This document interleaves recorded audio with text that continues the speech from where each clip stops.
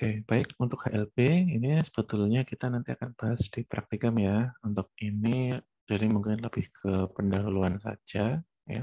Kalau teman-teman apa namanya bicara mengenai emulsifier ya, yang di sini adalah contohnya suatu surfaktan ya di sini.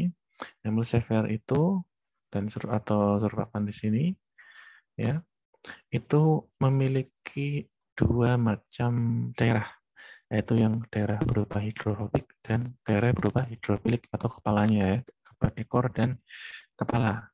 Nah, sama seperti manusia ya, manusia itu punya kecenderungan ke arah baik dan buruk ya, peraturan seperti itu ya.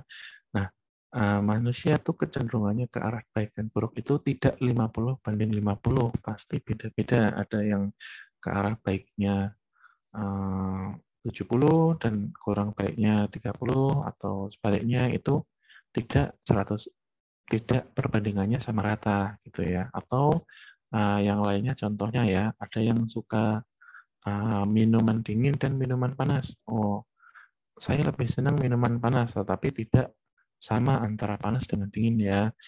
Lebih senang yang panas, lebih senang yang dingin gitu. Jadi yang lebih senang panas berarti 70/30. Artinya kalau dia minum dingin ya mau juga, tapi nggak terlalu suka. Sama seperti ini apa surfaktan di sini ya. Jadi emulgator golongan surfaktan di sini ya memiliki dua macam area. Yang pertama hidrofilik, yang kedua hidrofilik 50 ya, tidak memiliki perbandingan tersendiri. Nah, nilai inilah yang kita sebut dengan HLB, yaitu hidrofilik lipofilik balance. Yang ini ya.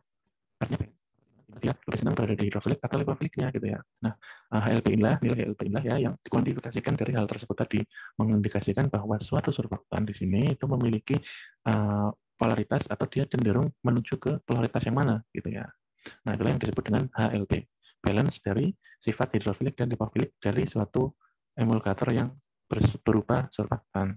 Nah, ukurannya adalah berkisar antara 40 hingga 1 atau kita sebut 1 sampai 40 gitu ya. Akan tetapi yang memang banyak dibahas itu kita di sini yaitu 0 sampai 18 ya.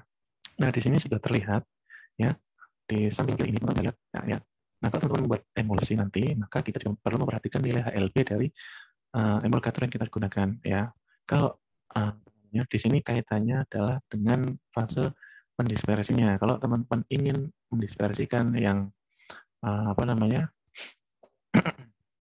yang medium disperse atau pelarutnya lebih ke arah oil atau non polar, itu pilihlah yang HLB-nya berada di daerah tersebut. Yang HLB-nya di sekitar sini itu lebih senang, cenderung itu lebih senang ke pelarut yang sifatnya non polar, ya memposisikan diri di situ. Walaupun tidak berarti 100% di situ enggak ya. Lalu kemudian yang sifatnya lebih ke polar, maka lebih disenangi ke arah atas. Yang lainnya itu cenderung semakin ke atas semakin polar gitu.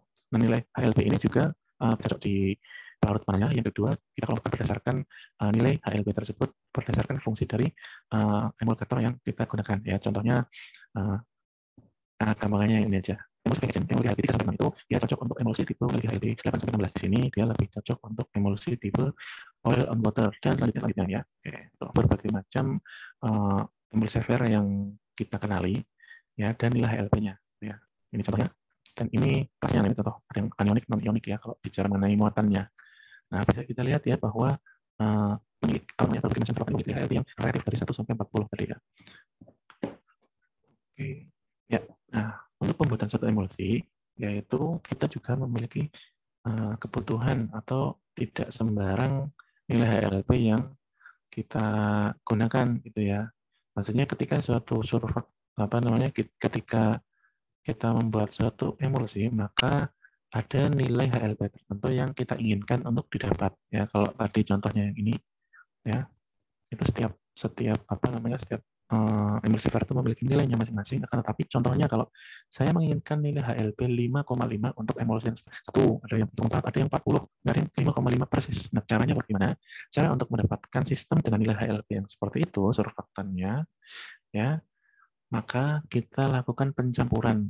Ya, pencampuran dari emulgator. Di sini contohnya adalah 2 bagian dari emulgator yang kita campurkan menjadi 1.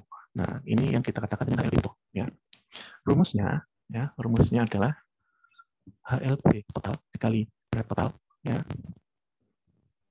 Bentar. HLP A dikali berat A ditambah HLP B. Nah, kalau gampangnya teman-teman ngapalin kayak gitu aja. Kalau ngapalin, kalau nggak ya dicatat, nanti bisa sambil dibaca HLP yang HLP yang kita butuhkan, maka kita harus tahu berat total yang ini kita. Kemudian kita bisa kondisikan berat A dan berat B yang harus kita buat gitu, harus kita siapkan ya. Nah, ini nggak masuk ujian, buat ini aja ya, teman-teman nanti dibagikan juga dapat contoh di sini ya. Jika dua survei, yaitu yang pertama adalah twin 80, yang kedua adalah span 80, nanti HLP bisa diketahui, intinya 30. Maka kita dapat menghitung HLP campuran, sehingga kita tinggal tambahkan aja perkalian keduanya ya, yaitu 70%. Untuk punya dikali HLP-nya adalah 10,5, karena ini merupakan persenan, maka kita tulis persen. Kalau gram beda lagi ya. Nah, ini kan berat total kan, 70 ini berat twin, ini 70 ini berat twin, yang ini ya 30 berat berat keduanya gitu ya. Tapi ini di sini persenan, jadi kita ambil langsung 70% aja gitu ya. Twin 70% dikali HLP-nya ketemunya 10,5. Sedangkan span ya itu 30% HLP-nya berarti ini hasilnya. Nah, kita dapatkan suatu campuran dengan nilai HLP 11,6 dengan berat 100 bagian. Ya. Dari twin 70 bagian dengan nilai HLP 15,0 dan span 30 bagian dengan nilai HLP 4,3, kita membuat campuran yang memiliki karakteristik 100 bagian dengan nilai HLP campuran. Teman-teman dibuat enak, atau nanti diikat saya tinggal enak ya, nggak kayak gini lah. Oke. Ya, ini juga salah satu ini ya, contoh soal, nanti teman-teman bisa kerjakan mandiri juga. Ya. Nah, ini emulsi ya. Oke, diketahui LP emulsi. Di sini nanti bisa hitung sendiri, tapi ini lebih ke formulasi nanti ya, mungkin praktisnya di bidang formulasi. Oke, tapi yang teman-teman perlu pahami adalah ini ya, perhitungan sederhana ini nanti bisa mengerjakan ini. Tapi ini nggak masuk di ujian ya, nanti soal untuk pengetahuan teman-teman aja. Nah, ini ininya jawabannya. Oke, selanjutnya kita akan belajar mengenai instabilitas dalam emulsi di